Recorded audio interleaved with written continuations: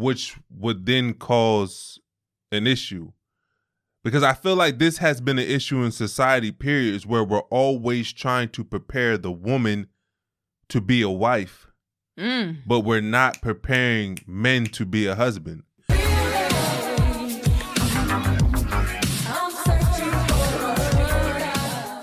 What's up, real ones? Welcome back to the Relationship Podcast, where we're bringing the real back to relationships. Yes, sir. I'm Asha Still. And I'm Devin Still. And we're so excited that you guys are tuning in today with us. Yeah, it's been a while. It's been about a week since we posted a new episode. Life has just been crazy. Last episode, Asha talked about how she's in school.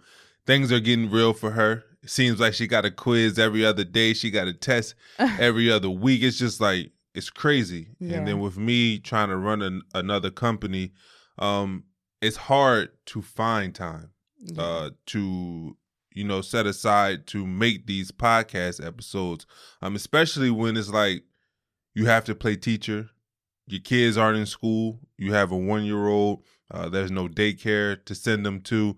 And where do you find time to do these type of things? Like today, we woke up at 5 o'clock in the morning to shoot this episode.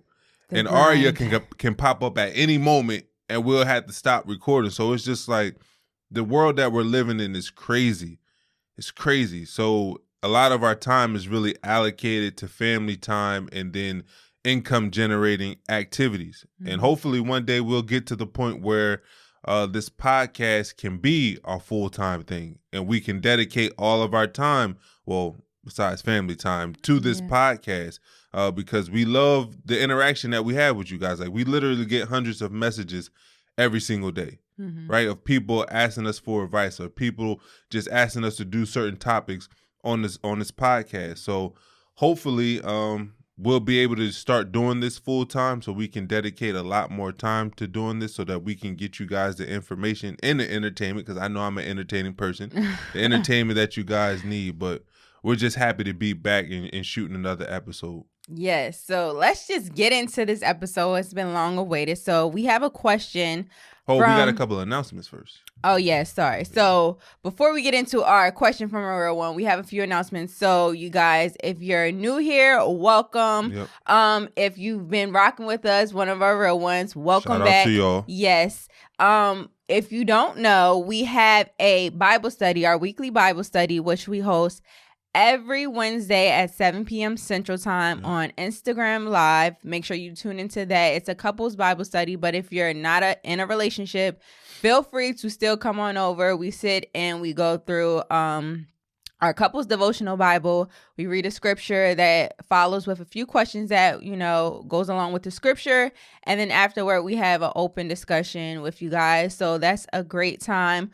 Also, another interactive on Instagram Live activity that we have is our weekly wind down. Now, the weekly wind down have been off the charts. Like, they have been amazing. From the guests that we've been having on, all the knowledge and gems that they've been dropping, the interactions that we've been having with all of you guys just tuning in and asking questions. It has been amazing. Yeah, and the wind downs are not just for like influencers or experts.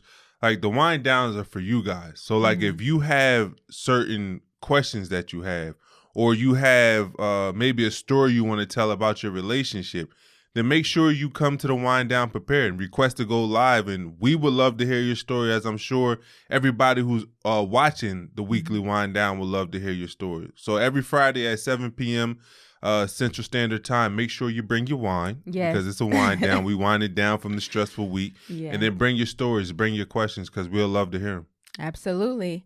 So getting into our question this week from a real one, it says, hey guys, 4 months ago, I found out my husband was involved in an inappropriate relationship with one of his coworkers. He was giving the woman money and basically bashed me as a mother, all while I was pregnant with his second child. When I found out about the affair, he said he had cut it off, but when I went through his phone a few days later, he changed her name and was still texting. He insists now that the affair is over and wants his family. My issue is I feel I was manipulated into forgiving him because he threatened to harm himself. How do I forgive him and move on if I feel like I was forced to forgive and move on? That's deep. Yeah, that's real deep. Because in that message, I'm not hearing you say that you want to make this work, Mm-hmm. which is tough. You're saying that you feel like you were forced to because he was threatened to harm himself, which is a sad situation, right? Mm-hmm. Because obviously you care about this man. You don't want him to harm yourself, but how much are you harming yourself by staying in this relationship with somebody you can't trust? Right. That's the biggest thing for me. Is you're harming yourself in order to not harm him. And I don't think that you should ever stay in a relationship where you're in that type of situation. Right. It's one thing if y'all decided mutually that y'all were going to do what it takes to make it work.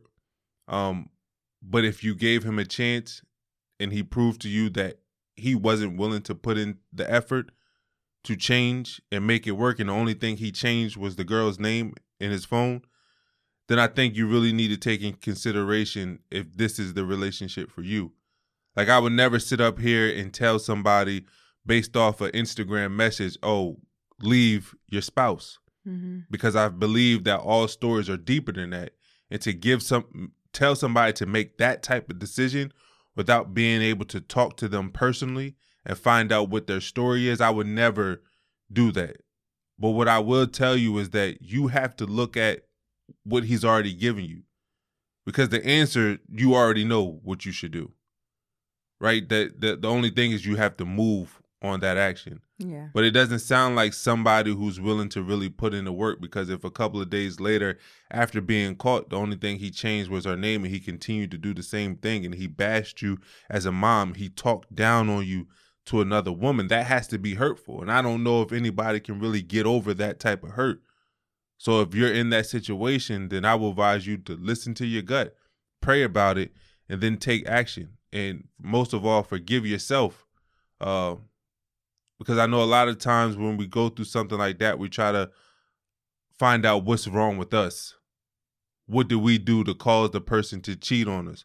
But there's nothing that somebody can do to make somebody cheat on them. That's a decision that another individual makes, because if there was ever an issue in the relationship, you're supposed to come to your partner and talk about it and find out a solution, not find that solution outside of your marriage. So I would love to work with you more on a personal level to really find out what is going on in your marriage before we give that type of advice to walk away. Yeah, I feel like the biggest thing for me that stood out was him saying like self-harming himself. That's a huge red flag. And I say that because if his actions of stepping out on y'all relationship cause for him to make such a life-altering, threat to himself that not only affects him, but it affects you as well. It affects y'all children. He's not in I feel like the mental state that he should be in to have a healthy, productive relationship. I feel like y'all need to possibly seek counseling, especially him, because to be able to say something like that based off a decision that he made as a responsible adult, and to think that saying that will be a reason for you to just automatically, forget and forgive is a problem. So that's something that should be addressed, because anyone who is talking about, harming their self, no matter what the situation is, definitely has to speak to someone and seek counseling so that doesn't go through whatever the situation turns out. And I want to say, I would say this too, and this is not every situation. There are some people out there who really need that type of therapy, who are really struggling mentally. But there are also some people who are just downright controlling, and they don't really plan on harming themselves, but they throw that out there in order to make the person stay. Right. Because, but that's why I say you need to seek counseling, because just to be able to sit up there and say those words, I will harm myself, whether you're coming from a place where you're making a threat and you feel like, oh, me saying this is going to keep this person here, Yeah. or if they really intend on doing it. Just speaking that action is very extreme. So that's why you need to definitely seek counseling to understand why that would be something that will even formulate out your mouth to begin with. So I think that's something that he definitely has to do, and he needs to go through whatever healing process that he needs to go through for himself to identify why it is that he decided to make that action to begin with. Mm-hmm. And instead of, dealing with the consequences of his actions, he chooses to take, put the burden on you. Put the burden on you and take the, lesser road of dealing with his actions by making it seem like, oh, I need you to stay because if not, I'm going to do this and a third. So I definitely, like Devin said, we would love to work with you on a more personal level to just be able to help you through your situation. But I feel like seeking counseling is a number one priority. Mm-hmm. Yeah. And to be honest, it might not even be marriage counseling. Mm-hmm. Y'all have to go through that healing process as individuals, where y'all go see your own counselors, and then y'all work through your own personal issues. And then there may be a point where y'all can come together and work as a unit and work on your marriage. But I feel like right now there needs to be individualized counseling that you need to go through, because he clearly needs to go through counseling because of the mental space he's in right now. But you also need to go through a healing process for yourself, because you gave your life and your heart to a man and he chose to break it. Yeah. And he talked down on you, right? And you had to go through a crazy time in your life while you were pregnant, where it's a time where you're supposed to be happy, right? Where you're supposed to cherish those moments. So there's a lot that you have to go through as well. So I would suggest that y'all go through that counseling process by yourself so that you can work through your personal issues before y'all try to go through marital counseling. Yes. So before we get into the topic, let me just ask, do you have a keeping it real moment? Like what's going on with you? Keeping it real moment. I do have a keeping it real moment. First, my first keeping it real moment was going to be like, it's too early to be doing all this. But a real just keeping it real moment. I had this talk with you a couple of days ago, and I was just thinking to myself, like, I damaged the Black community. What do you mean by that? You know how, like, people say all the time about drug dealers, like, y'all are putting drugs into our community, y'all are hurting our community. When I look at my actions early on when I was in the NFL, I feel like I had the same effect, where I was living a certain lifestyle, and it's not like I was hiding that lifestyle. Like, I will post stuff on my Instagram and stuff of me going out to clubs, partying, of me with groups of girls and stuff like that. And I didn't realize at the time, but I was conditioning young men who follow me to inspire to be like the image I was portraying. Like, there may have been young guys out there who had thoughts of getting married, who had goals of getting married, and then they came across my page and it was like, no, I wouldn't live that type of lifestyle because that looks like fun. So I had a negative impact on young men in our community by the way that I lived my life. And it made me realize that the work that we're doing right now is so important, because I want to show young men that marriage is fun. Right. That this is better than living that life where you're just out there partying, throwing away money, sleeping with a bunch of women, but you're actually finding a partner to spend the rest of your life with. Yeah. And build a family with, and build generational wealth with. I feel like this is what we should be promoting.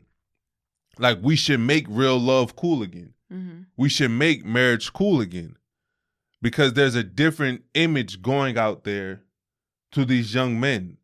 And I played a part and a role in doing that. And I want to apologize for the men or the young men who were following me, and they saw me living that type of lifestyle, and it made you want to live that type of lifestyle, because it doesn't lead anywhere good.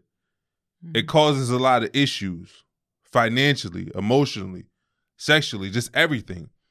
So I wanted to apologize about the things that I put out there into the atmosphere. And with this podcast and how I live my life, I want to show you guys that there's a better way of life. And we're going to show you that through our actions, through our marriage, and we're going to continue to just gain the knowledge that we need to have in order to serve everybody who listens to our podcast, because the nuclear family is so important to the success of our community. That's why it was so important for them to break it up. Yeah. So now we have to give the tools to bring that back together and keep them together. Mm-hmm. So my Just Keeping It Real moment is just apologizing, man. And it's not just words, but it's going to be by my actions how I'm going to reverse the things that I had put out there into the universe. Okay. Well, I'm proud of you. Thank you. Yes. So let's get into today's topic, you guys. Oh, it's going to be a crazy topic. You know that everybody is not going to, agree with this. Right. The fellas will. The ladies, not so much. But that's what this podcast is all about. It's talking about real topics. Yeah. We're not saying that our thoughts or our way of doing things is the way that you should do it, except for this podcast, ladies. I feel like some women will agree. I said some women, yeah, but most women won't agree from what I see online. Mm-hmm. But like I said, we wanted to use this podcast to talk about topics that people don't want to talk about. And our objective is to spark conversation. Yeah. Not to tell you what you need to do, but just to spark the conversation so that we can all get on one page and we can have the necessary conversations in our relationships that will help take it to the next level. Absolutely. So without further ado, today's topic, drum roll please. Should wives submit to their husbands? Why you make that face? So my question for you, Asha, to start this conversation off, when was the first time you heard about submission when it referred to marriage? Was you taught that when you was a kid? No. I wasn't taught anything. I don't think I ever even had a conversation about submission. Right. Especially as like a wife and the role of submitting to your husband ever in life. Right. The first time I actually heard of it, which is very, very odd, probably ironic, was when we were getting married and I was at the altar and Miss Deb, our officiant, mentioned it when she was, going over, we were reading our vows and she said something about submitting. And the context of her saying that, because I'm such a strong-minded woman, individual, it was just like hearing the word submit to your husband, even though I know, like, okay, I'm giving my all to this person, I'm becoming one with this person, just that word alone, I literally, and I don't know if we're going to interject it. I'm going to put the video. I think we have it recorded. I'm going to put the video on this podcast somewhere so y'all can actually see her reaction. Like, I literally was like frozen for a little bit. It's like my mind, and I don't even think it was intentional, but my mind was processing it. Like, it was like from her mouth to my ears to my brain, and it just stuck. Like, submit. What? Like, I'm sitting there like, what exactly? And I probably wanted to be like, what do you mean by submit? Can you clarify? But it wasn't the right time to give that the response. So I was just sitting there processing it. And then it was just like, okay, yeah, I'm going to submit. Yeah. Yeah, it was crazy because I saw you freeze. I know you, and I saw the look on your face. You were like, what are you talking about? Yeah. And she had to repeat it like 3 times, I think it was, where she was like, say, I will submit to my husband. Right. And you was just had this blank stare like, what are you talking about? And, ironically enough, that was the first time I heard about submission. So when she said it, it kind of caught me off guard because I'm like, submit Like, what you mean submit? Right. Like, in my mind, submit means something totally different than a biblical aspect. So right? And what do she you was think talking it about. means in your mind? To me, I think that most people, I think the misconception about submitting for most women is they feel like they're less than their husband. When I don't feel like that's what submission means. So Like, is that what you thought in that moment? Like in that moment, what did you think? oh, in that moment, yeah. I don't know. I thought it meant like you just follow everything I tell you to do. Right. That's what I thought, which is why I was confused because nobody ever taught me about submission in a relationship. So when I heard that, I was like, what? Yeah, I think that's probably why I was like so taken back by it, because it was like just processing submit, and it's just like, okay, what exactly do you mean by that? Like, I'm supposed to do exactly what this man says when he says it, how he says it. Like, Yeah, I'm just that's how I supposed took to it. submit to you. Like, okay, I am your servant. Like, I'm here to serve you. Yeah. So yeah, I think just not having the clarification of what that looks like as the role of being a wife and submitting to your husband was kind of like, Yeah. making me a little bit hesitant and like shocking, the shock factor to it. And it's crazy. What's also crazy about that moment, and then we're going to go and we're going to dive in deep about what our thoughts are about submission now that we have a better understanding. But now that we have, done the work in order to learn what it means to submit, I think the only problem during that moment when she told you that you're supposed to submit to your husband is that she didn't tell me that I'm also supposed to submit to God. Okay. Which would then cause an issue. Because I feel like this has been an issue in society, periods, where we're always trying to prepare the woman to be a wife, but we're not preparing men to be a husband. Come on with the word. Like, I think it's unfair to just tell the woman her responsibilities as a wife, especially at our ceremony, but then not tell me what my responsibilities are as a husband. Right. And now that we have a better understanding from a biblical standpoint of what it means to submit, a man is also supposed to submit to God so that he's always walking in the presence of God, so that when a woman submits to her husband, she can feel confident that he is going to lead her down the right path. Yeah. Because he is being led by God. Right. And because that wasn't explained, we struggled with that. You struggled with that. Right. And I think that's what happens with most women. Yeah. I think that what you said is really important, even in the sense of submitting to God, because I understand like a lot of people are at different walks in their faith journey, right? Yeah. And so it's just like, just knowing that you as a man you're laying your foundation, right? Yeah. And at the core of that foundation is your faith.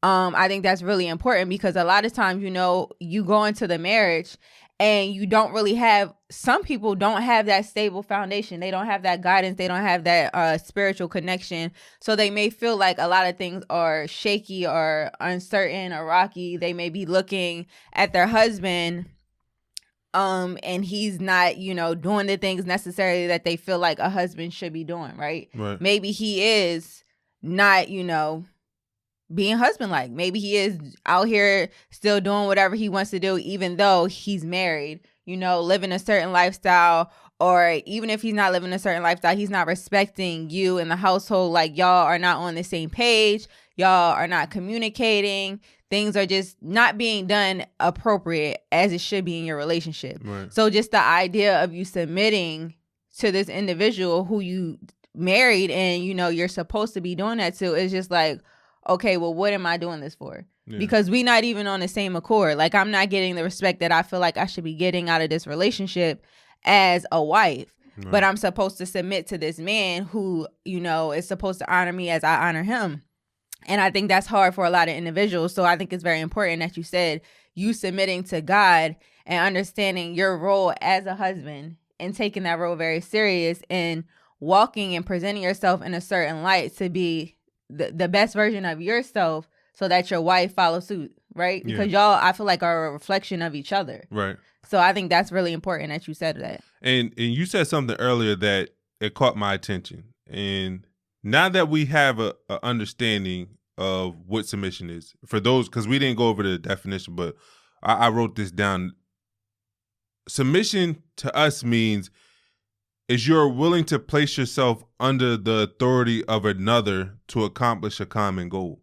Mm-hmm. I mean, you don't only just see this in marriages, but you see this in companies as well. There's CEOs, there's COOs, and the COO has to listen to the CEO. The managers have to listen to the CEO. So you're basically submitting your power to that person, submitting your authority to that person, but y'all all have one common goal of making the business work. Right. It's the same thing with a marriage. Like, y'all have a common goal to make things work, but you also continue to have influence on the route in which you take in order to get to that goal. And we'll touch on that a little bit later. Mm-hmm. But now that we have a clear definition of what submission is, you said earlier that you are a very strong-minded woman, right? And I feel like there's a lot of strong-minded women, independent women out there. Mm-hmm. Now that you know the real definition of submission, would you still have hesitated during our ceremony when Miss Deb told you to submit to me? Mm-hmm. Now that you have a clear understanding of what submission is, and I'm going to give you a 2-part question. Do you think that the era we're living in now, the modern day women, everybody always preaching to them to be independent, to do it on your own. Do you think that plays a role in women not being willing to submit to their husbands? Okay, so the first part, would I have hesitated? So, like you said, had it been, explained to me the definition of what it is, had we sat down and had a conversation of what that looks like for our relationship, and like you said, the awakening of you realizing what you have to do to submit within our relationship, I wouldn't have hesitated in that sense. Take that part. I want you to take that part out. What part? About me realizing what I needed to do. Like, just on your part. Because a lot of women say, oh, I'll be willing to submit to my man if he does this, that, and the third. But biblically, it tells women to submit to their husbands. So I want you to take out that transactional thing from it. Whereas, like, okay, if he does this, then I submit. With you knowing the definition, would you have been willing to submit, or would you have hesitated just off of your own actions? So, I mean, to be completely honest and transparent, and knowing the definition, I feel like I would have been more comfortable in, one, knowing what that looked like, and 2, having the understanding, like you said, the biblical understanding of what it means, right? Because if I'm walking personally within my faith journey and I'm trying to follow God and honor his God and his word and everything like that, then for me personally as an individual, I would be willing to take that step and submit, because this is what, God wants. And that's my faith. That's what I believe in. So, of course, I would have no problem in doing it. However, the person within me, y'all always throwing out these because it's a realistic thing. Like, the spiritual part of me would be like, okay, this is what I want to do, because this is what I practice. This is my faith. This is what I believe. This is what God is saying that I should be doing. So, of course, I want to honor God. I want to honor my husband. I want to honor my marriage. So, yes. However, like I said, the flesh, sometimes we have a back and forth with the spirit and the flesh. Yeah. That part of me would be like, okay, the transactional part. Well, what does that look like as far as what my husband is doing for me? So it would kind of play like, it's kind of like what people say, having unconditional love. Like, a lot of times love is conditional to, if this person is loving me a certain type of way and doing this for me, then I would have no problem. But if they're treating me the wrong way, how do I have that unconditional love still? Right. So I feel like it would give me the question in my mind of the what if, but I wouldn't have hesitated in the same sense that I did before, not knowing all of that. However, I do feel like society, in a sense, has contributed to the idea of women not necessarily feeling comfortable with submitting and feeling like they have to be independent. And I feel like that because not only with society, but like you said, within the household, like a lot of women have seen or been taught, raised that they have to take on this independent role, right? They don't have the support necessarily, or they didn't see the support of the man doing or contributing in a certain way, maybe in their household. Mm-hmm. So it's just like, okay, I have to take on this role as the independent woman. And even if they don't see that, a lot of women, feel like we have been, kind of placed on the back burner, where it's like we had to be in this role of just being the woman, playing the role of a woman, which looks like for a lot of times, years ago, just being in the house, taking care of this, that, and the third. So, and the movement of women wanting to come out of that and being independent and saying, I want to be equal. I want to go out and work. I'm entitled to go out and work. I can contribute to the household. I'm just as smart. I'm just as capable. It's like we kind of been programmed in a sense that that's the role that we have to be, because it's like, it's kind of like fighting for, your equality in a sense, right? Mm-hmm. Because it's like, oh, well, men have past generations. I mean, it's obvious men have put down women in a sense, right? They put them in a category where they weren't competent enough to do certain things. Like they had to be placed in this box and do only this, that, and the third based off of what man told them. Right. Not what God told them at the time, but it's like, you have to do this. Right. You can't do this. You can't go out and get this degree. You can't go out and do this type of thing. So in having that, constantly instilled in you, it's like, no, well, I want to do this. I want to do more. And I mean, we can get deep, to be honest, because I feel like it's kind of like the same thing with cultures and, race, where it's like, if people say the Black person has been held down for so many generations, they weren't able to, rise and do certain things because all the, circumstances that been placed on us to not be able to go out and live a certain lifestyle and do certain things and have the certain rights that we're entitled to, that now it's just like, no, we're going to fight for this because this is what we feel like is owned to us. This is what we deserve. So it's just like, I feel like in a sense, it has been like that with women, where it's just like, we've been placed in this box for so long, and it's just like, you're not going to keep me in this box. Yeah. Like, I have more to offer. But in the sense of marriage and seeing that, a lot of women haven't seen that. A lot of women haven't seen that support and that structure to be like, no, you have this loving husband who wants to be there to cherish and honor you and wants to, lead you down the right path. They don't want to stare you in the wrong direction. So you are able to feel confident in knowing that I'm going to submit to my husband, and it's not going to be me, submitting and feeling like I made the wrong decision. I feel like if the woman was shown that and had a clear understanding of that and knew, like you said, we did the research and knowing and applying it to our lives, then maybe their perspective on it would change. Yeah, I think you made a lot of great points. I think there's a lot of things that contribute to it. Like you said, it's just like women fighting for their rights now because they have been placed in a box, and now they want to show the world what they're capable of doing because a lot of people put them in a box. Mm-hmm. But I also think that past trauma plays a part. Mm-hmm. Passed down trauma from generation to generation plays a part in women hesitating to submit to the husbands.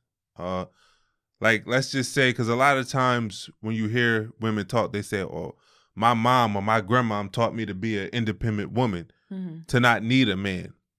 And I ain't questioning nobody's grandmom, but what I will say is, why do you think she taught you this? Mm-hmm. What did you see in her life, in her relationship, that caused her to teach you this? Was she still married to her husband? Was she hurt about what her husband did to her? Mm-hmm. did she feel bad about giving her heart to a man and he broke it? So now she's going to teach you to be the woman that she thought she should have been, Right. or that she wished she was, because she had her heart broken. Now she's not teaching you the right way because she don't want you to get hurt the way that she got hurt. Like, the crazy thing about love, everybody is always trying to protect themselves, to protect their hearts. They put up these walls. Yeah. And you don't really let people in.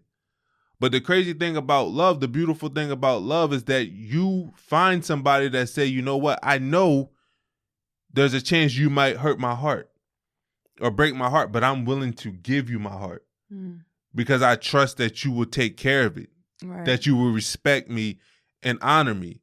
And if that's something that doesn't happen, then that's just a part of love and relationships. That doesn't mean that you have to get a cold heart and put up a wall and never let nobody else in. You have to detox from that relationship. Yeah. Recharge yourself, recharge your heart, and then go into a new relationship willing to give your heart to somebody that's deserving of it. Right. But I feel like women have been hurt in the past, grandmoms, moms, and then now we're trying to teach our daughter to be so independent that she don't need a man, and then when she meets a man, it's hard to make that relationship work because you're not willing to pull back a little bit to allow a man to be a man. Right. If society is teaching men you have to be providers for your family, but then you meet a woman who has everything and she constantly lets you know, look, I don't need you. I'm independent. I can do it on my own. Then where does a man fit into a relationship? Right. No, because now his role is like, well, what is my role now? Right. I think that's very true what you're saying. It makes a lot of sense, especially in the sense of a woman saying, I don't need you. Right. Because it's just like in life, we need that companionship. Like we need that love. There's no way around it whatsoever. Like that is essential part of life, is having that companionship, having that love and interaction and affection for another person. Like, yeah, it's like, a known fact. I'm not an independent man. Right. I depend on you. Right. So in saying that, I feel like a lot of people or women have to get out of that mindset of saying, I don't need a man.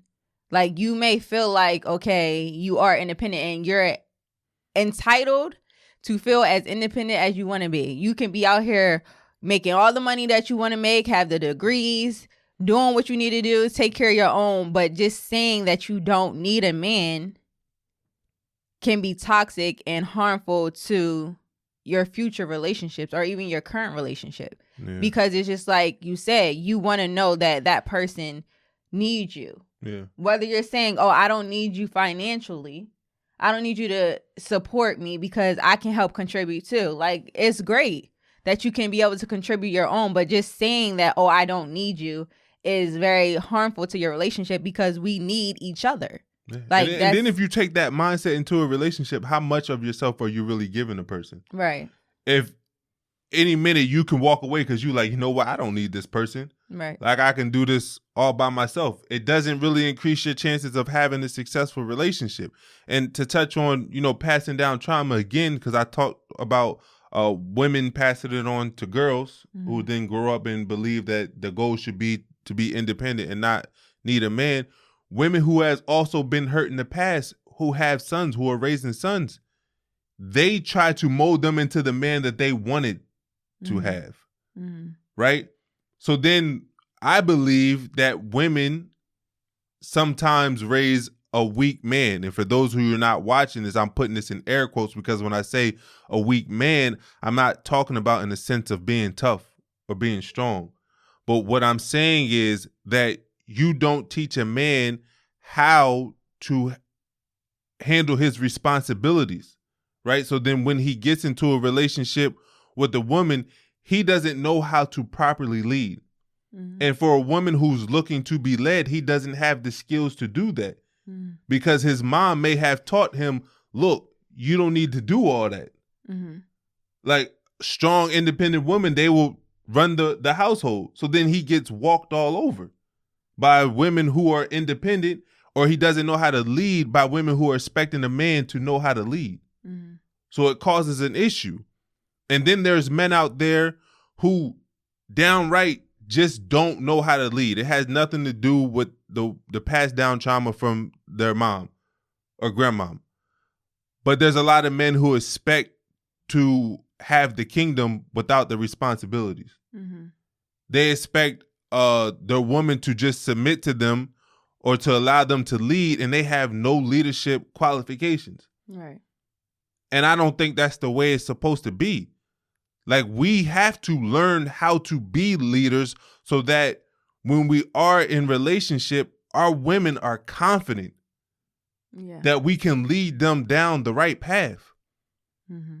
And I think there are a lot of men who are great leaders, but there are some men, probably a majority of men, who honestly don't know how to lead. Right. And they just want the title without the responsibilities. Mm-hmm. So therefore, women are hesitant to do that. So I feel like there's work that needs to be done on both ends. Right. Yeah. Right. I feel like I agree with that. And I feel like you said, the importance of what you said is just them having the clear understanding of what that leadership is, and having the guided understanding, like someone actually guided them and gave them the perspective of what that looks like. Right. And it was the honest truth of what that looks like. Because like you said, just as much as they could be influenced from their mother, they can be influenced from their father. Maybe their father wasn't that great of a leader in his household. Right. But your upbringing and what you're taught is what you most times turn out to be.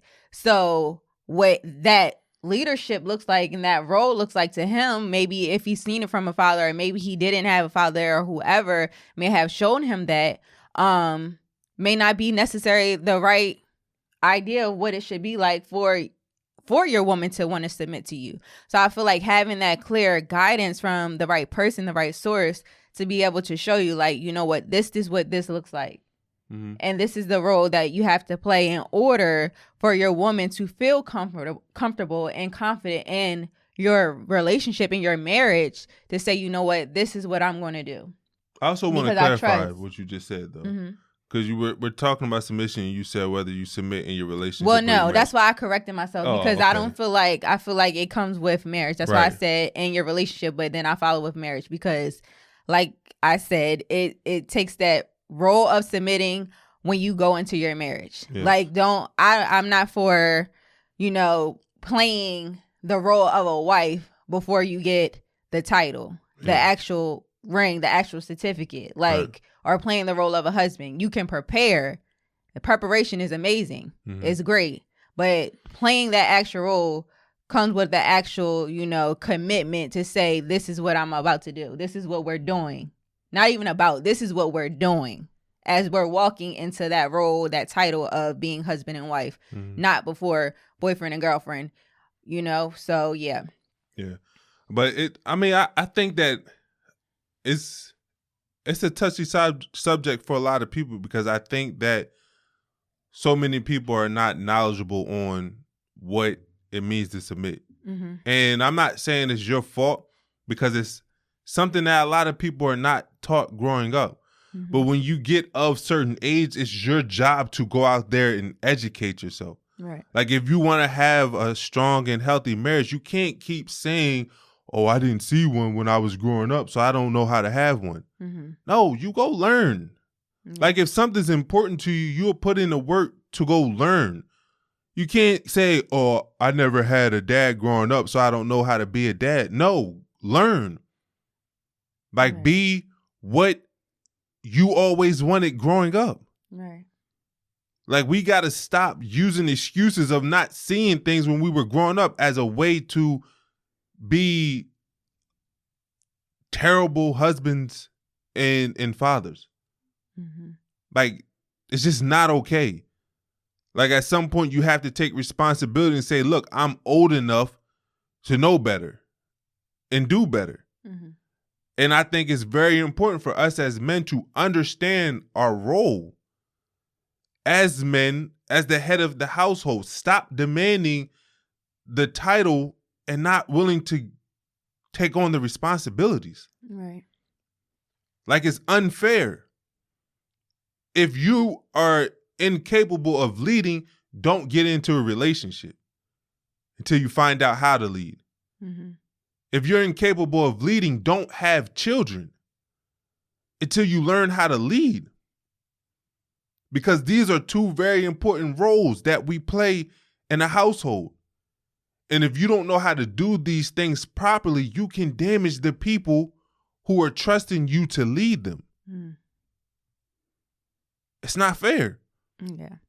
So it's a lot of work that we have to do. And I took a note because I wanted to really hit home on this for men. Because like I said, society preaches to women all the time about how they need to submit to their husbands. But rarely do you hear people tell husbands how they're supposed to submit to God. So I took a note that I wanted to say to my men out there. It says, God wants men to act, portray, and live like the Lord. And only when a man does so should the woman submit. Husbands must love their wives like Christ loved the church. Jesus laid his life down for the church, and husbands should do the same, or else you shouldn't expect your wives to submit. Laying down your life doesn't mean to die for your wife, because that happens in the moment, in one split moment, and most people are not jumping in front of a car to save their wife. The chances of that happening is pretty slim. But it says when you lay down your life for your wife, you must deny yourself the personal gratifications and the personal satisfaction in things that are of a selfish nature to you. So laying down your wife doesn't mean jumping in front of a bullet, because you probably won't have to do that in your life. It doesn't mean jumping in front of a bus, because you probably won't have to do that in life. But it's about living for your wife, living for your family, sacrificing the things that bring you pleasure that may be hurting your wife. For example, if following certain women on Instagram was bringing me pleasure, and my wife said, look, I don't want you following those type of women on Instagram, it's my job to sacrifice doing that, because it only brought me self-gratification for my wife. If I love going out and hanging out with my friends all the time, and my wife says, hey, I wish you could be home more so we can spend time together, then I need to sacrifice all the time that I'm spending with my boys to be there for my wife. If I love going to the casino, I'm trying to hit every different aspect here. If I love going to the casino and my wife says, hey, you know, this is really messing us up financially. You're never home to help me with the kids. We don't get to spend time together. I need to sacrifice my desire to go to the casino for the betterment of my relationship. That's what laying down your life for your wife means. Sacrificing the things that you love doing that is hurting her. That's how you submit. And for women out there, if a man is telling you to do something that is not of God, then of course you don't submit to that man. Mm-hmm. Because at the end of the day, before you honor your husband, you honor God. And if he is telling you to do certain things that don't honor God, then that's not a man that you should submit to. Yeah. So that's the last thing I had to say on that.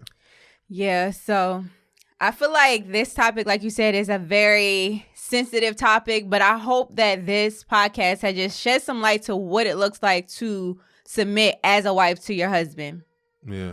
And as y'all can hear in the background, that means Aria is up. Yes. I think that we covered enough in this podcast that I feel comfortable ending it there. Hold on, let her come here, boo boo. Come on, mommy. Come make your first appearance. Yes, you guys. Say hey, girl. You gonna say hi? She's like, no. So I told y'all we woke up at 5 o'clock in the morning to try to get this done. And I knew Aria would probably wake up during this podcast, but like I said, I feel like we covered enough in this. If not, if y'all have more questions about this, we'll do a part 2 to this episode. But I just felt like this conversation needed to be had. Yeah. Right? That we needed to really have an understanding of what submission looks like and what we needed to do as individuals, as a man and as a woman, in order to make our partners comfortable in, submitting to one another. Right. There is something I wanted to ask you before we end this. Is there anything that I did specifically that made you more comfortable submitting? Because like you said, initially when you were told this at our ceremony, you was kind of uncomfortable. Mm-hmm. Is there anything that I did, or is there something specifically you did that made you more comfortable submitting? So to be honest, I feel like just seeing the way that you were living, like I had already knew what your values was, how you were as a person from before we even got engaged, right? So just knowing your values, and the way that you presented yourself as a man and as a father, it allowed for me to see you in a certain light that I trusted in following you in a sense. But in marriage and in seeing the way that you were preparing yourself for marriage, the way that you were, studying the word of God, the way that you were taking on certain responsibilities and trying to change for the betterment of our family, made me feel more confident than what I had already been. Right. So just seeing you taking those steps and being serious about our relationship, being serious about our future, whether it be from preparing our finances to, be in place for a certain position for us in life, whether it be from, like I said, you taking on that role of understanding your faith better so that you can be the man that you want to be and walk in the light and image of God the way that you want to. All of that stuff, counseling, to be able to sit down and say, you know what, I actually want to go to counseling. I want to heal myself, but not only for myself, but for our marriage, for you as well. I think all of those things contributed to me feeling very confident and comfortable and willing to submit because I knew that you were on the right path for me to follow. So, well, there you have it. For all the men out there, I ain't saying that's going to work for your woman, but I just wanted y'all to hear from a woman what it took for her to feel comfortable in submitting. Like I said, we have a lot of work to do as men. We can't just continue to ask for the title without the responsibility. So let's all out there just do what we need to do in order to, make our relationship successful and make our partners comfortable in, taking on the role of a wife and a husband. Absolutely. So we hope you guys enjoyed this episode. Until next time, you guys, keep it real. Yes, sir.